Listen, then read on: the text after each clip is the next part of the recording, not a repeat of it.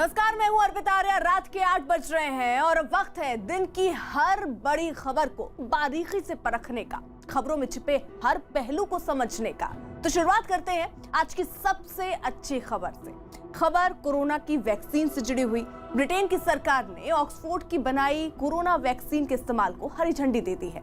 4 जनवरी से ब्रिटेन में वैक्सीन की डोज देने का काम शुरू हो जाएगा और इस वैक्सीन पर मोहर लगाना भारत के लिए बहुत अहम है, क्योंकि इस वैक्सीन का उत्पादन भारत की सीरम इंस्टीट्यूट ऑफ इंडिया कर रही है। ब्रिटेन से वैक्सीन को मंजूरी मिलने के बाद इस बात की पूरी उम्मीद है कि भारत भी जल्द इसे हरी झंडी दे देगा। अगर ऐसा हुआ तो बिना किसी इंतजार के ये वैक्सीन भारत की बाजारों में आ जाएगी। हम आपको बताते हैं कि अब देश वैक्सीन से कितनी दूर है।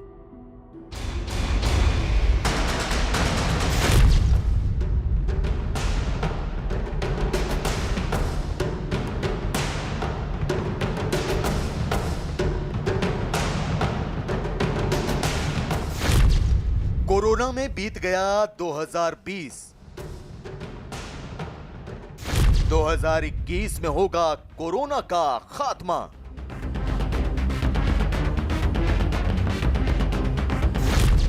क्योंकि मिल चुकी है कोरोना की संजीवनी।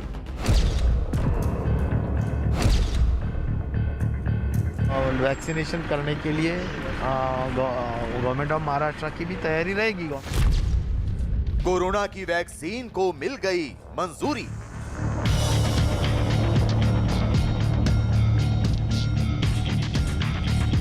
बहुत बड़ी बात है कि ऑक्सफोर्ड की जो एस्ट्राजेनेका की जो वैक्सीन है उसको अप्रूवल दे दिया यूके ने।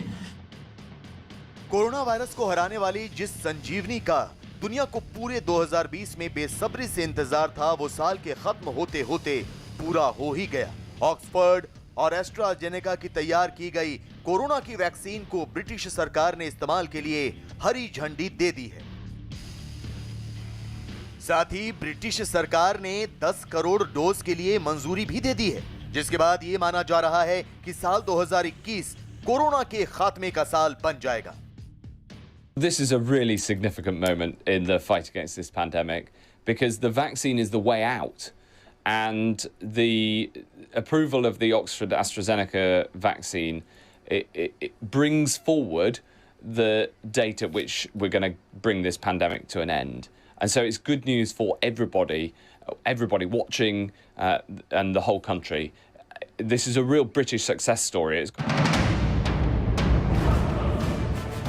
ऑक्सफोर्ड और एस्ट्राजेनेका की कोरोना वैक्सीन के इस्तेमाल पर ब्रिटिश सरकार की मुहर के बाद पूरी दुनिया में अब ये उम्मीद बढ़ गई है कि नया साल कोरोना के खात्मे का साल होगा। खासकर भारत के लिए ये बेहद उम्मीद भरी खबर है। ऑक्सफोर्ड की कोरोना वैक्सीन के इस्तेमाल की मंजूरी ब्रिटिश सरकार ने दे दी है। सोमवार यानी कि 4 जनवरी से ब्रिटेन में इस वैक्सीन को लगाने की प्रक्रिया भी शुरू हो जाएगी। इस वैक्सीन को जिस कंपनी ने तैयार किया है उसका करार भारत की सीरम इंस्टीट्यूट ऑफ इंडिया के साथ भी है और इसी करार के तहत SII बड़े पैमाने पर इस वैक्सीन का उत्पादन भारत में कर रही है। तो कह सकते हैं कि ब्रिटेन के बाद सबसे पहले ये वैक्सीन भारत को मिलने की उम्मीद है।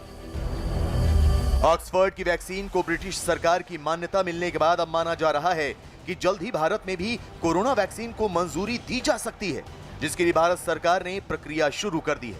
हम आपको बताते हैं कि भारत में इस वैक्सीन पर मुहर लगाए जाने की क्या प्रक्रिया है। इसके लिए सीरम इंस्टीट्यूट ऑफ इंडिया ने Central Drugs Standard Control Organisation को वैक्सीन के इस्तेमाल की मंजूरी देने का आवेदन किया। इस आवेदन में वैक्सीन को आपात स्थिति में इस्तेमाल की मंजूरी मांगी गई। SII के आवेदन पर एक्सपर्ट कमेटी की बैठक हुई। एक्सपर्ट कमेटी ने इस मामले पर अपना मंथन पूरा कर लिया है। अब एक्सपर्ट कमेटी DCGI को रिपोर्ट देगी। इस रिपोर्ट पर DCGI मुहर लगाकर सरकार को सौंपेगी, जिसके आधार पर सरकार वैक्सीन के इस्तेमाल करने को लेकर कोई ऐलान करेगी। वैक्सीन को बनाने वाली कंपनी SII ने भी ये ऐलान कर दिया है कि वो सरकार से अनुमति मिलने के बाद सबसे पहले भारत में ही इस वैक्सीन का वितरण शुरू करेगी। इसके बाद ही दूसरे देशों को भेजा जाएगा। We are not very anxious to, start supplying immediately because India comes first, and then the private market of India comes along with that, or second, or simultaneously, depending on what permissions government releases us this or next week. And then only we will look at the other countries.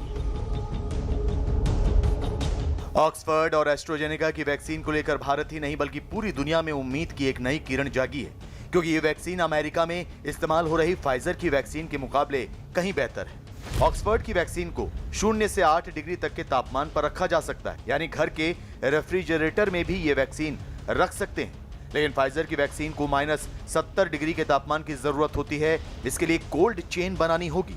Oxford की vaccine की कीमत फिलहाल तय नहीं हुई है, लेकिन इतना तय है कि ये बेहद सस्ती होगी, जबकि फाइजर की वैक्सीन की एक डोज की कीमत करीब 3000 रुपए मानी जा रही है।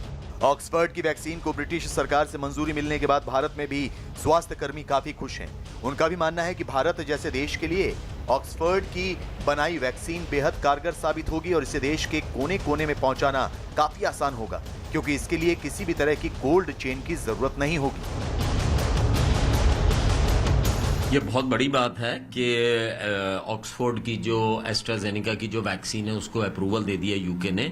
यूके के मिलियंस ऑफ लोगों के लिए बड़ी रिलीफ की बात है। देखिए, फाइजर के मुकाबले में अगर बात की जाए या और दूसरी वैक्सीन के, ये वैक्सीन बहुत अच्छी है। इसके 4 चीजें वैक्सीन में हम देखते हैं। सबसे पहले एफिकेसी, इसकी एफिकेसी बड़ी अच्छी है। दूसरा साइड इफेक्ट, साइड इफेक्ट्स में भी उन्होंने डिक्लेयर किया है कि even after second dose of vaccine कोई सीवियर साइड इफेक्ट नहीं आया।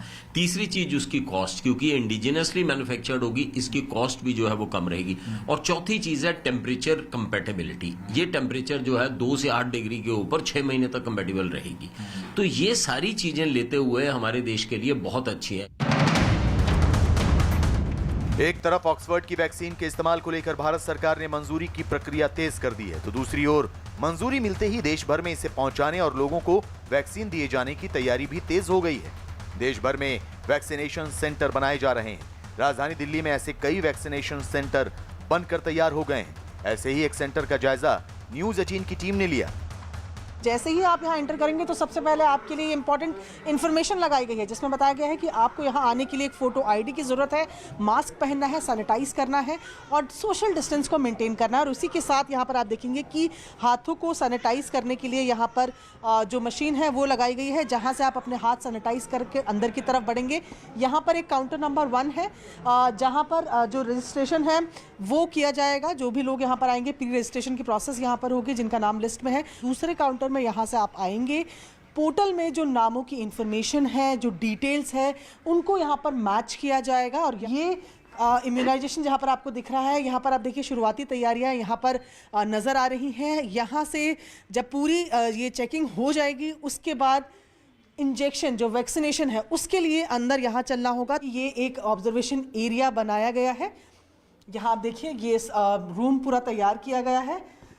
इंजेक्शन जो वैक्सीन है उसको लगने के बाद इस जगह पर उनको रोका जाएगा आधे घंटे के लिए कि किसी तरीके का कोई साइड इफेक्ट तो नहीं दिख रहा है।